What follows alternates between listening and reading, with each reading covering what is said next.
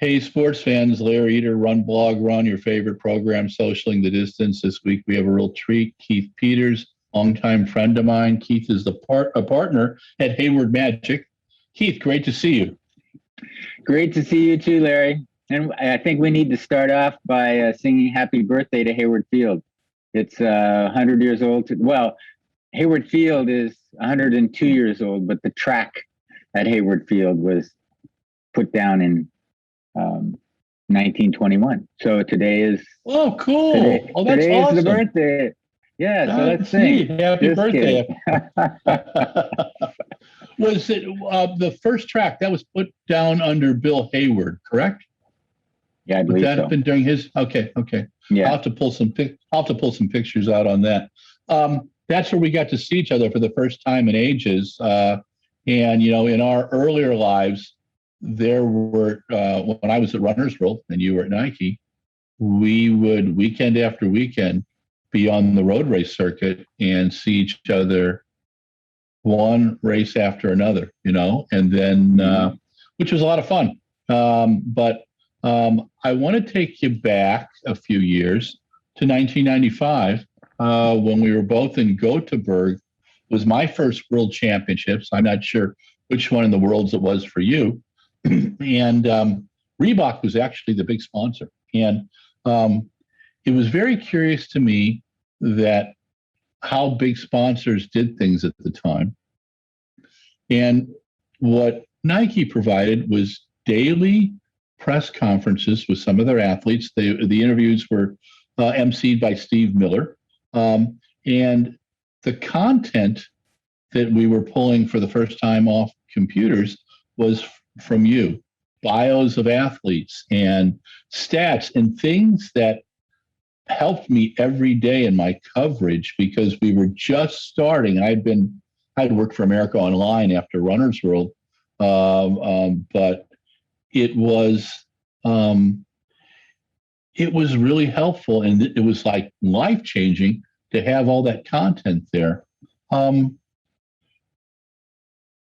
How did that come about? Was that something that you kind of said one day, hey, let's, the more information we can give the media, the more stories there are going to be about Nike athletes? Was that the approach, or was it trying to build a story around the World Championships and your company's then involvement in athletics?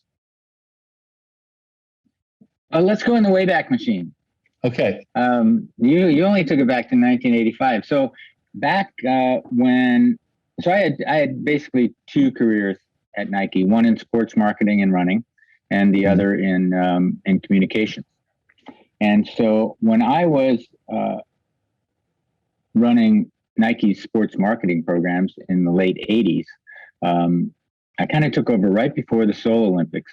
And there was a fine man who was a lawyer who at that point in time was Nike's PR guy. And so I got to see what he was doing from a PR standpoint in Seoul. And it was very basic. But I knew, I'm not a journalist. I'm not a trained PR person. So I knew next to nothing about it. But I kind of observed that. I go, probably some better storytelling could be done here. I've always considered myself a storyteller, even though I'm not kind of classically trained. So soon thereafter, the sports marketing team and the product team at Nike came to the conclusion that Athletics West, which was Nike's kind of all-American track club established after the '76 Olympics, wasn't really serving the marketing purposes that needed to be served, going into the '90s. So, the world was changing. The Berlin Wall was coming down. We had signed Sergei Bubka. We were working with Steve Montighetti. At the 88 Olympics, the Nike athletes who performed best were not Americans. There were Rosa Mota and Lisa Martin and people like that. And so it became apparent to us that maybe, and at the same time, John Notar, who was the apparel product guy, wanted to launch a Nike international collection of competitive and training apparel. So it was like, okay, It took about 18 months, but it was okay. Let's make the transition from Athletics West to Nike International. And in doing so, I know I'm really good at knowing what I don't know, right? Okay. So I went to my friend and future mentor and boss, Liz Dolan, who had just been hired to the first real PR person Nike ever hired. Yeah. And I went to her and I said, "Hey, Liz, I need your help. I know what I don't know, and we got to tell a story about Nike International athletes." And so she said, "Well, I can coach you." And I said, "Fine." So she coached me. We launched a publication called Swoosh, which was intended to, and it was definitely not it wasn't distributed to consumers. It was sent directly to members of the media, track and field writers of America and track and field writers around the world. And it was just an attempt to kind of tell a deeper story about athletes like Sergey Bubka or Gail Devers or Steve Moneghetti or you name it. Then you get in the agatype. And back then, track and field, fortunately, was still in the agatype in the sports pages sometimes. But the personalities and the human interest and that stuff wasn't there. So we started with that, and then as we came up to 92, I went to Liz. I mean, I was really getting tired of my sports marketing job for reasons we won't go into here. But yes, I went to Liz and I said, "Hey, I know you're doing a great job with typical PR stuff, whether it's product stuff or Just Do It campaign had launched or things like that. So there was a lot going on, but there wasn't any real focus on sports PR." And I said to her, I said, "Hey, the dream team and Sergey and, it's just Barcelona is going to be a really big opportunity for us. And, we need to take advantage of it." So Barcelona is where the daily press conferences started. Okay. And actually prior to the games, we had 3 kind of really over the top press conferences at a theater near where our headquarters was. One featured all the Nike people on the dream team. One featured most of the Nike International athletes from around the world. And then the third one, which attracted a crowd of 1,100 journalists and was translated into 8 different languages, was Michael Jordan and Sergey Bubka. Wow. Oh man, I would love a type of that one. Yeah. That was over the top. I probably should have quit then. But so then from then we got into the daily storytelling habit the next year in Stuttgart. And then as when you came kind of into that particular scene, you've always been on the scene, but into that particular scene in Sweden. And then we pretty much kept doing that. We had daily press conferences in Barcelona, in Atlanta, in Athens. Yeah. And then not so much in Sydney, and then I left Nike, so I don't know what they did after that. But all along the way, it was to provide access to athletes in a more comfortable setting for them than a press conference room in the bowels of a stadium. It was to provide access to athletes for the media in a longer form than you get in the mixed zone. Yeah. And it was just kind of thinking about it, I still think that the thing the sport needs most is connecting the athletes and their stories to the people, particularly to young fans and young athletes. And so that was always the intent. Okay, and let me interject here. You and I met in 85. I was still at Runner's World. I was there from 81 to 87. the entire time I knew you going to races, you were always you always introduced me to new athletes, but you always knew the behind the stories. I'd be out running with you and Archie, and you'd tell me a little bit about, well, did you know that Kim Jones had done this? Or you were totally into it. And you're the reason why I got into writing about triathlons and actually bought a bicycle magazine called Cycling Science, because you were trying to explain to me the technology a couple of times. When I met Melina and I think a couple of the others, but I had no understanding of the tri at all, and you were really getting into it. And I think in Boston, maybe 87, you sat me down with Melina, you sat me down with a couple other of the triathletes who were starting to run marathons. And I'm kind of going, man, these guys are, and I totally got it, So as you were doing the sports marketing thing, the thing you were really enjoying was the storytelling. Yeah, and it was interesting. The reason, we had Melina and I forget who else at the Boston Marathon at that point in time was, and we took some heat for this. Not just that, but when Mark Allen shows up on the cover of Runner's World, it's like, well, but he's a triathlete. But at that point in time, they were, particularly from kind of the American athlete standpoint in Nike stable, they were some of the best. They weren't the fastest distance runners, but they were better known than a lot of the distance runners in Athletics West. To the general public. So you got to ride that horse a little bit. Oh yeah, no, you did that well. I'd started a magazine called American Athletics. No one knew what the hell athletics was in '88, and as starving publisher, you did several things. That newsletter edited by Mark Bloom, who's one of the most beautiful writers in the sport. But you also did something that I don't know you ever got credit for. You started sending us photos from the Sutton brothers, who I still dearly love. They were called Duomo at the time. And we got photos that I just couldn't afford. I mean, I was using Victor Saylor and some other guys, but there were things globally that we just weren't, I didn't have the budget to travel yet.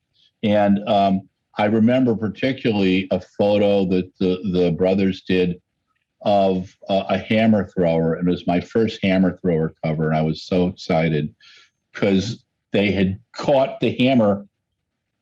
You could see it before I think Lance Steele was releasing it. It was just beautiful. But those kind of things, you influenced the generation, us, Track and Field News, a lot of the regional pubs, you were sending stuff to, and you were allowing us to do what we did. You weren't controlling, which is what I always appreciated about you. You kind of had this zenness about it where, I knew that the stuff was coming for Nike athletes, but you wanted me to get the stuff about, any of the athletes, like one of the German sprinters I remember writing about, and I just didn't know that, she had done gymnastics before and things. And those little things would pique my brain. I'm going, okay, this is more of a story we got to tell. And when we started doing things on the pole vault, you guys are right there. And that's what I appreciated. I thought that was a good partner. And so it all came to fruition in '95, where I thought it was probably, in my mind, the best orchestrated PR campaign by a brand.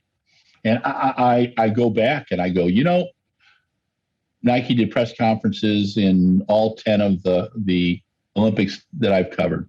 But some of those early ones, and part of it was, Steve Miller's, braggadocio a bit, when he was with athletes.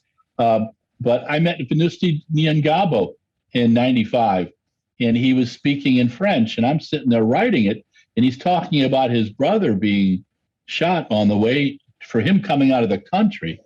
And BBC's behind me going, that's not what the person from Burundi is translating. I said, that's the French. And I showed it to Venusti, and, he and I have a nice relationship, and he shook his head. He goes, yeah, but he couldn't say squat then, But it was fascinating how you're able to put those things, and it helped us tell the story.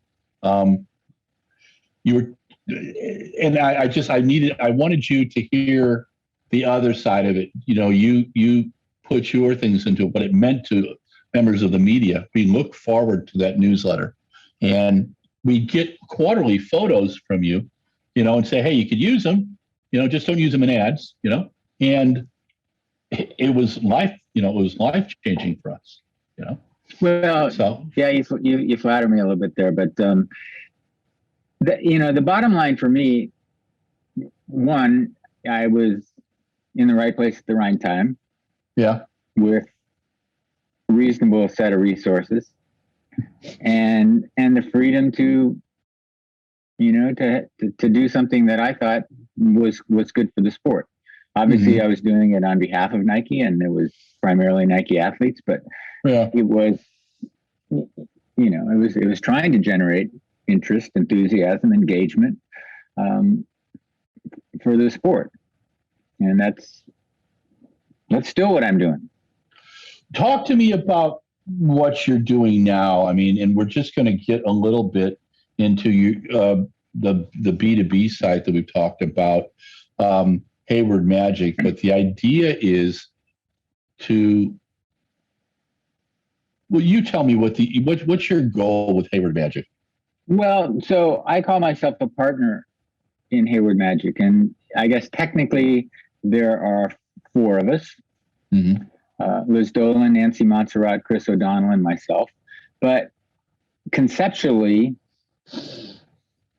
there are countless partners out there. I mean, on haywardmagic.com, which is new and really intended to be a B2B website. It's where we work. When we launched a program a couple weeks ago that we're calling the Magic Boost, calling for applications from young content creators and storytellers, because we want to provide them. We're working very closely with Chris Chavez of Sidious Mag. I would consider him a partner of Hayward Magic. We're working with a woman named Lori Shantz, who's a professor of journalism at the University of Oregon and teaches a program called Track Class or Track Bureau. And actually, her kids get in Doha, the Oregonian and some other papers paid her kids to string for them because they couldn't afford to send Ken go over there. So, so we have a great partnership with U of O. So it's not just the 4 of us, but we're partnering with at the present time, primarily, Hayward Field related projects, because this is the year of Hayward Field. The 100th year of Hayward Field too, of the track. But so our goal is, our belief is that track and field is a young person's sport, and it needs to have young voices. All due respect to you and me, Larry. It needs to have young voices telling those stories on platforms that young people visit. Yeah. So, our focus is really young, which is, I guess, ironic, given that some of us are pretty old. But maybe it's the benefit of experience of knowing kind of, a basic approach that has worked in the past, but, turn it into a 21st century approach and deal with 21st century media and storytelling opportunities and try to overcome some of the obstacles that, have come up since I last did it 20 years ago. Yeah. So, we've gotten, if anybody goes to our website, we're kind of behind an Instagram campaign that just launched today called Hayward Magic. That is going to look real different than kind of the typical track and field feed on Instagram. It's going to look a lot like some kids feed on Instagram, which is the whole point. To kind of romance the sport and kind of connect on that level. I mentioned the Magic Boost is the program that we put together, and we had 138 applicants for 16 slots. Wow. So pretty sure we'll be doing it again next year. That's awesome. That's awesome. And the next year, and just trying to figure out, it was exciting to see that, 2 weeks, we had the applications open for 2 weeks, and it was just fascinating to see them roll in. And there are a lot of, a lot of the predictable young track and field kids, D3 kids, but we had, some teachers that, wanted in, and it was really good. So I'm hopeful that program, it's an 8-week, 8 sessions spread over kind of a 10 or 12 weeks, where each week the group will convene on Zoom, and the conversation will be led. Let's say the topic for the week is interviewing. Mm-hmm. Conversation is going to be led by Allie Feller and Lewis Johnson, and really kind of cream of the crop faculty, let's call them. Sure. And it's and again, COVID restrictions, whatever they are, we're hoping to welcome everybody to Hayward Field, the whole class to Hayward Field for pre-classic, and give them some really kind of upfront exposure, and do some different kind of storytelling. Everybody in class will have a project, so we'll see what they come up with. But it's it's just cool. We're not going to tell them what the project is. In my usual manner. It's just here you go. Here's the scene. Go do it. Yeah. So it should be good. It should be good. And then the other thing that we've been really working closely with U of O folks on is just trying to help people appreciate what's there at Hayward Field these days. Before the USATF Grand Prix that was part of Oregon Relays a couple weeks ago, I had the pleasure of being on a tour with NBC producers and Lewis Johnson and Kara Goucher and Sonia Richards-Ross and Otto Bolden and Paul Swangard. And Paul had seen the stadium before, but none of the rest of them had, and they were just like, they were blown away. And everybody's blown away when they first see it. And the energy, trying to just capture that energy. I mean, for everybody who's, and you had your first experience last Friday at Hayward Field, but everybody's going to have a first experience that is going to be like, ooh, wow, what? Yeah. I've heard about it, but I haven't seen it. I haven't felt it. I haven't touched it. So what we've tried to do, and working with the University of Oregon, is kind of, during these times of COVID, bring that to life as well. So, I mean, there's a fantastic kind of repository of kind of from even before construction started, but the whole story of the development of this new facility. And that URL is hayward.uoregon.edu. And there's a media guide on there that kind of really romances things like 78,000 tons of concrete, and the factual details, as well as pictures and conversation about all the training areas that exist under the concourse for athletes.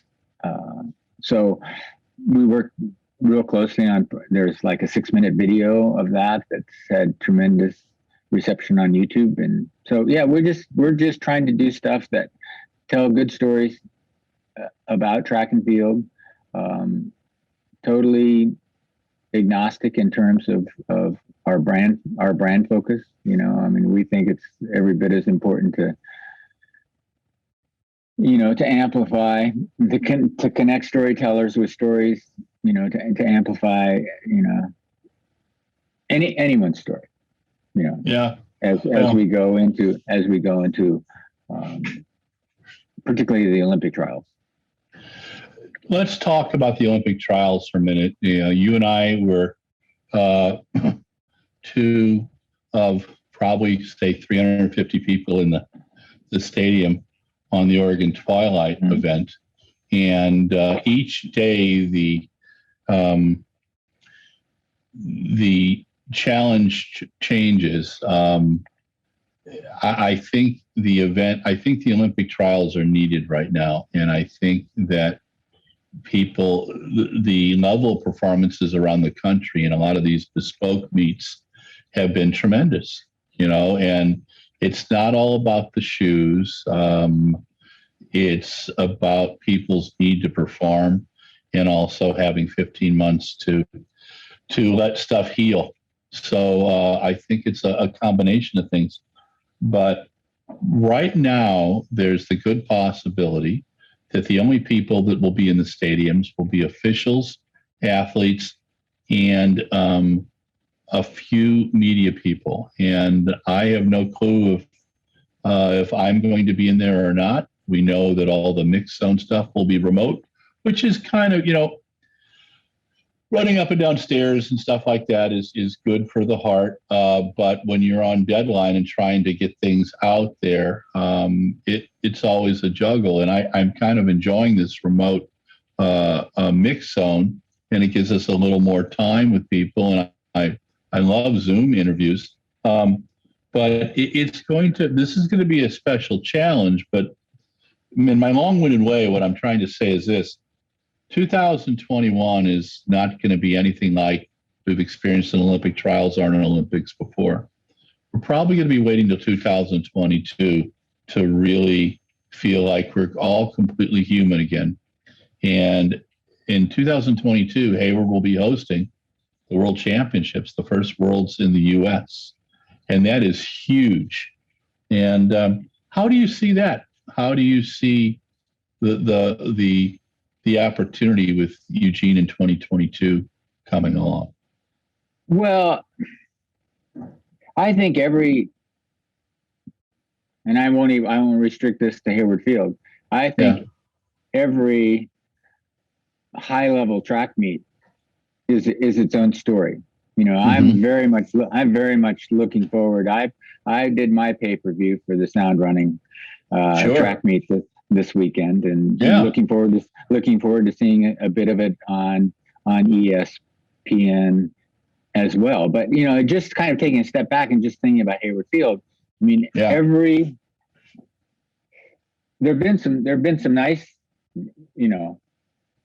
very nice performances at Hayward Field so far. There've been some nice events at Hayward Field so far.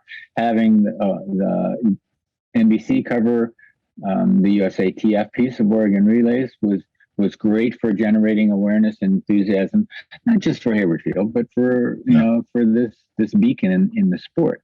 And upcoming in a few weeks are the NC2As, and then the Olympic trials. And yesterday, the National Scholastic Athletics Foundation announced that their outdoor championships were going to be held at Hayward Field. Just after the Olympic trials. And then the pre-classic moved to August this year, largely in hopes of, I'm told, of good trends in the pandemic world, leading to more butts and seats to see great track and field. Plus, the fact, and it's not going to hurt the fact that post Olympics there are going to be some newly minted medalists there. So, great stories to tell. But so long story short, I mean, I see every one of those as a chapter in a book. And not to discount. I mean, I think the World Athletics Championships, Oregon 22, in one way, it's just another chapter in a book. It's going to be a big chapter. It's going to have lots of glossy colored pictures in that chapter, and it's going to have some great performances. But I think that's maybe what makes Hayward Field over the last 100 years, and in looking into the next 100 years, so special, is this tradition of excellence and this devotion to the sport and this magic, right? I mean, the magic are the athletes and their performances. The magic are the people in the seats, and you got to have people in the seats to kind of multiply the magic. So I see the World Championship as being obviously huge, but in some ways, you're talking again in chapters. It's going to be a big chapter in the book, but the book's not going to stop. The book's going to go beyond July 22, and it's going to, it's going to go beyond the LA Olympics in 28. But that's kind of the opportunity for the sport, not just at Hayward Field, but a lot of it is going to take place at Hayward Field. I mean, Pre-Classic is there every year. NC2As are going to be there a lot. Hopefully the outdoor high school championships are going to be there for a number of years. So, not to discount the importance of Oregon 22 at all. It's a huge opportunity, but it's also, and you're right. It's going to be probably, if we're totally open for business in the summer of 22, Hayward Field will have been packed for the NC2A championships, and will have been packed for the Pre-Classic, which I assume will be, in its more traditional May, June kind of time frame next year. And it's going to be packed for other meets. But the World Championships are going to be really something to look forward to. Okay, let's take your allusion and go with another chapter in the book. The Prefontaine Classic's been held since 1985. Actually, it was the Hayward Restoration Meet, which Prefontaine was involved with, Rick Bolhooter, Frank Shorter. And I think the first one I went to was in 1990. My first time in Hayward was the Olympic trials in 1980, where I watched Henry Marsh beat Doug Brown in the steeplechase, and Johnny Gregoric's dad, John, fall with Ron Addison. They both broke shoulders. It was such a close finish. I mean, it was brilliant, and I'd never heard a crowd scream like that before.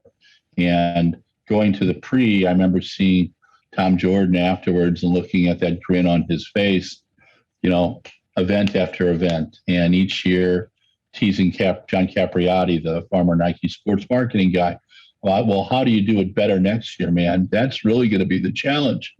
And for me, the Prefontaine was this yearly affirmation that Nike was a track and field brand, a running brand first. And that meet, they did it at Stanford, while they were rebuilding, and a fantastic meet. And my comment to everybody was, why don't we have a Diamond League at Stanford too? Because you had 9,000 people there, taking that spirit in different places. And, absolutely. And maybe that's a lesson we can take away from the last 14 months. Putting the Pre-Classic at Stanford it worked. It was very positive. It was well attended. The competition level was high. We did a test with, we lined kids along the back straight in a kind of a standing room only zone, and the athletes loved it. The kids obviously loved it. And then you look at the sound running things, or the things that the Portland Track Club guys are doing, the things that the Trials of Miles guys are doing. All these pop up. I don't want to call them experiments at this point in time, but they are experimenting with different models. That gives me a lot of hope that it does. There can be good, well attended, magical moment track meets at places other than Hayward Field in the United States, because I think there are. And I think that's the challenge. I mean, the observation. And I sent you this note earlier in the week when we were talking about Hayward Magic, is I like the idea of brand neutrality. The challenge is that when the World Championships, Junior Championships happened in Oregon in 2014, I thought Nike did a pretty good job in, this is our town, but, the World Athletics had, IAA at the time, had a different sponsor. And, that's what's going to happen in 2022. And I know that the folks behind Tracktown, they want every event in Eugene that they can get. And this is not a discount to that. But what we need to do is take that spirit, like you and I just talked about, and we need to have something in LA at Mount Sac. We need to have something in the Midwest. You know, we need to have something on the East Coast. And it's not copying from it in what the meets like Trials of Miles, what Jesse Williams has done with sound, what our goofy friend Paul Doyle has done with the American Track League. And you know, the term I'm using is I'm writing about it in Europe is bespoke events. You know, very tailored events. Jesse's getting, you know, and I interviewed Jesse recently, and Jesse gets it, and so does Chris. And you know, when we talked to Chris Chavez, Chris's comment was, "Hey man, the scariest thing is calling people up and asking for money." I'm like, well, I can tell you some stories about that one. You know, it's the nature of media and putting things on. But think about how many years we've been hoping for meets in other parts of the country, and because of, and I hate to say, well, this came out of the pandemic, but I think we were all forced to go. This is a sport we love. How do we keep it alive? And I think they're all doing it. And you're completely right about the enthusiasm. Our enthusiasm at 26 and 27 is a little different than our enthusiasm. While I do think we both are enthusiastic at an older age, our enthusiasm at 26, 27 was probably a little more energetic. Let's just put it that way. And I really like the program that you guys are doing about teaching people how to tell stories, because I interviewed Will Lear about a week and a half ago. And I said, Will, you've got a room full of media guys, most of them younger than me. And he goes, thank God. And I said, what would you tell them? And he says, stop telling me splits, tell me the stories. So then he told me about Morgan McDonald, the kid who won the Drake Relays 5. And Morgan had really messed up his ankle warming up for the mile of trials, couldn't even do it down in Texas. And that was his first race coming back. And I'm going, guy raced with so much confidence. And what it reminded me of is the stories you and Mark Bloom would put together in the Nike newsletter. So I knew stuff about Kristen Kraba and about some of the other athletes in Europe, you know, that we would know if we weren't standing around a track, which is what I, you know, did for most of the last 20 years, you know. And it's, what is your biggest wish for Hayward Field?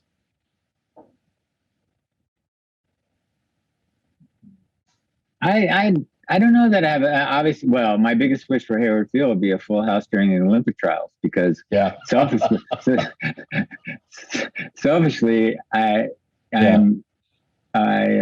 you know, our mutual friend Tom Hartch and I invested in 6 season tickets that we don't have anymore because of COVID.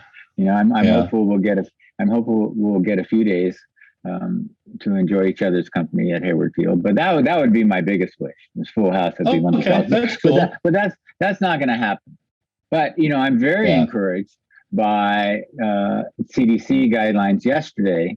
Not so much, I mean, I don't like wearing a mask any more than anybody else does, but not so much the mask revelation, but just that things seem to be opening up. And, you know, the Oregon governor yesterday announced that if 70% of the state gets vaccinated, things will really open up. Yeah. You know, I think the statewide, I know the Portland area is over 60%. I know Lane County, which is where Eugene is over 60%.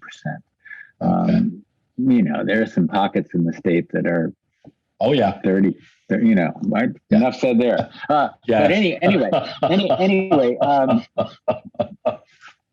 you know, so back to the Olympic trials, I'm hopeful that the media appreciates and embraces and takes advantage of whatever media services Tracktown and the USA Track and Field and people are able to provide, given, you know, all the limitations. I know there's a tremendous amount of testing that's going on in terms of those, the Zoom virtual mix zone kind of stuff. So, that's my short-term wish.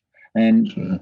my long-term wish is more for the athletes than the place itself. But, every track and field athlete in the world wants to make it to Hayward, right? Yeah. I mean, it's always been an attraction. It's always been well known. But it's different now, and everybody wants to see it, and everyone wants to compete there. And so, it's going to take a couple years, but my biggest hope is that every athlete that wants to make it to Hayward has an event at Hayward to make it to, has a chance to make it to. And that's why I was so excited.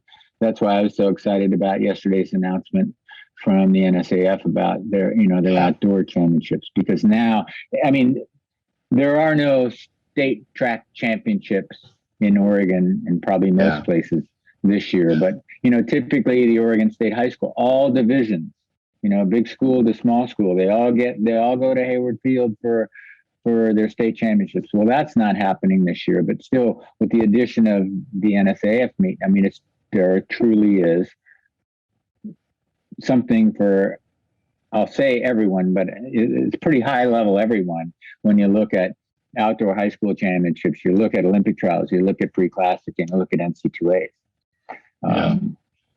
So I guess my biggest wish is that the young athletes that aspire to make it to Hayward someday get to make it there. All right. Well, I think that's a good way to end this, big guy. You survived 40 minutes with me. You see, there's no sweat on your face or anything. And thank you again for taking the time, Keith. You bet, Larry. Have a great day. This has been cool. All right. This is Larry Eder with RunBlogRun. This is your program, Socialing the Distance. We featured Keith Peters, partner at Hayward Magic. If you like RunBlogRun, like us on Facebook, Twitter, and Instagram. If you love us, subscribe on YouTube. Keith, thanks again. Great job, man. Great. Thanks, Larry. Hey, sports fans. Larry Eder, RunBlogRun, your favorite program, Socialing the Distance. This week we had a partner from Hayward Magic, Keith Peters, who had been the sports marketing director and sports communications director at Nike for years, and really influenced the sport for a long time in a lot of cool ways. So we had some fun with Keith. I've known Keith, in all transparency, since 1985. When I was at Runner's World, Keith was the sports marketing manager at Nike. Before that, he and his wife, Allison, had been key players in the iconic race, the Cascade Runoff, which really opened professional running up to many people. It was the first race in 1981 where professional runners were actually given money directly after many years of challenges. But that's another story we'll tell. So Keith's had many lives. His biggest description of him is a storyteller. And I started with the stories about how Keith would introduce me to athletes, but he'd give me the behind the scenes stuff that got me interested. And I remember interviewing Scott Molina and Mark Allen, triathletes at Boston about 87, which was, people weren't sure where triathletes fit in the whole macho endurance food chain at the time, but they're pretty darn incredible. And not only did Keith influence me about respecting triathletes, I actually bought a cycling magazine for a couple of years, Cycling Science, and totally geeked out on that until I couldn't understand the calculus equations, and then sold it to another company. But that was an aside. But what Keith's all about is he would gently take the stories that he could build on Nike athletes, and he would provide to us members of the media the background information. He would provide us free rights photos. He in 1995, the first time I got to experience it, But as he told us in the interview, they started this in '92 in Barcelona. Steve Miller, who was then the director of sports marketing at Nike, did very relaxed interviews with a lot of the athletes in 1995 in Gothenburg. And in fact, the Nike press conferences were much better than the Reebok press conferences, and Reebok was the sponsor. And what it taught me was that it didn't matter what title you had, official sponsor, official brand. If you didn't do the other homework around it, it didn't matter for the millions you were spending to be a global sponsor of the sport. And under Keith's watchful guidance up till about 2000, when he left Nike, they did some pretty tremendous things, 96, 97, 99. As a journalist and as a budding journalist then, it really allowed me background information that made my stories better for you, our readers. And, understand that, with this gray hair, I haven't always had that. And that digital coverage of the sport started about 1991.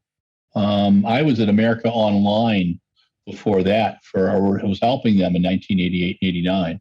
And when I started American Athletics with my then partner, we relied on support of the brand, sending us photos, getting us helping us get interviews with athletes. It wasn't like you could Zoom something back then. Keith was very good at it. Keith got it. Keith would be at the major events, and Keith would provide access. And the truth is, in the entire time that I've dealt with him, he's never really pushed the agenda of the swoosh. And that's what, one of the things I always found comforting. And in his new project, it's a business-to-business project, how to influence another generation of storytellers. It's called Hayward Magic, and it's a business-to-business site funded by Phil and Penny Knight. But in the preamble at the very beginning of it, it says, hey, look, we're trying to be brand neutral. And I have my misgivings about that. And Keith and I have addressed them. Eugene is a swoosh town. But in 2014 at the World Youth Championships, with other brands being sponsors at the time, I think it was Adidas is still a sponsor of the IAAF, now World Athletics. Adidas had a strong presence in the town. Will ASICS have that in 2022? We hope so. But the whole idea is what he's trying to do now is build up the legacy of Hayward Field, which is celebrating its 100th birthday this year. It started in 1921 under the eyes of Bill Hayward, the Bill Hayward, Bill Bowerman, Bill Dellinger, the three Bills, and now Robert Johnson, who's the head coach. When I was at the Oregon Twilight a week ago, Keith and I met, hadn't seen each other in almost 2 years, and we got to watch most of the meet together with his wife, Allison, and really enjoyed it.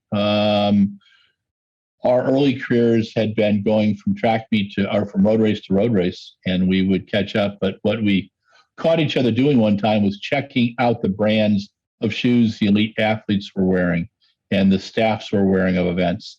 Because I would put a newsletter together for my publisher, Runner's World, Mike Perlis, then George Hirsch, with little notes from all the places that I had gone in the last month, and with little bits of tidbits of information. And those are some of the things that we like to follow. We would do shoe counts.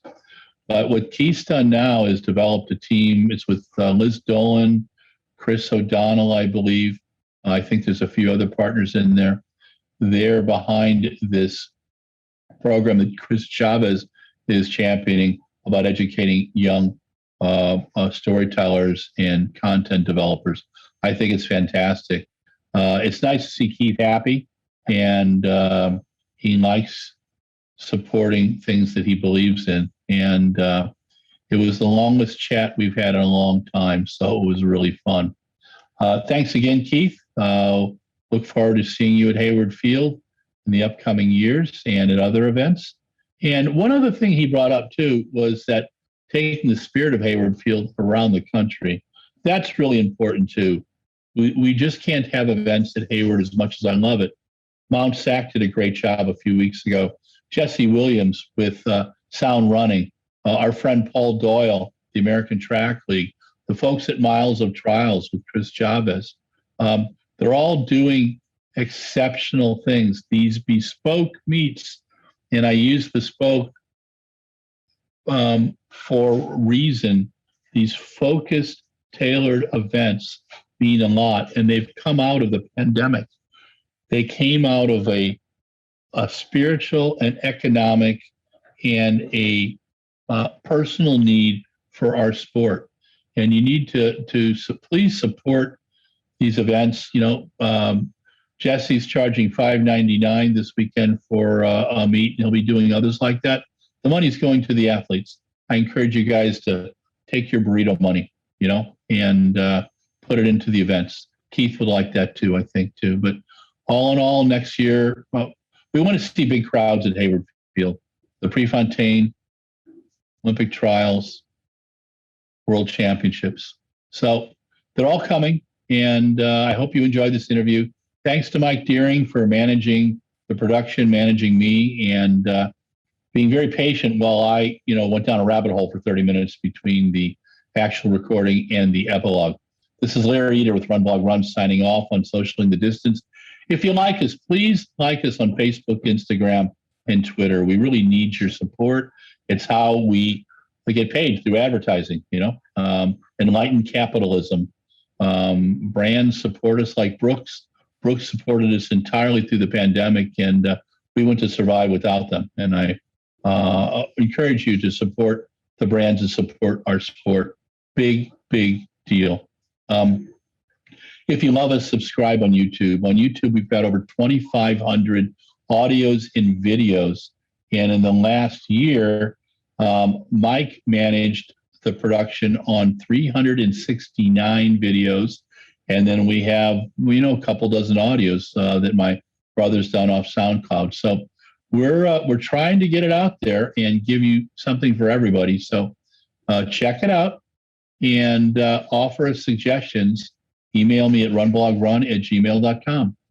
Stay safe. Get vaccinated. As Dr. Fauci said, if you're vaccinated, outdoors, you don't have to wear a mask. But still, wear a mask indoors. Stay safe. Let's get this pandemic into the history books. Okay? Larry Eder, have a great weekend. Talk to you soon.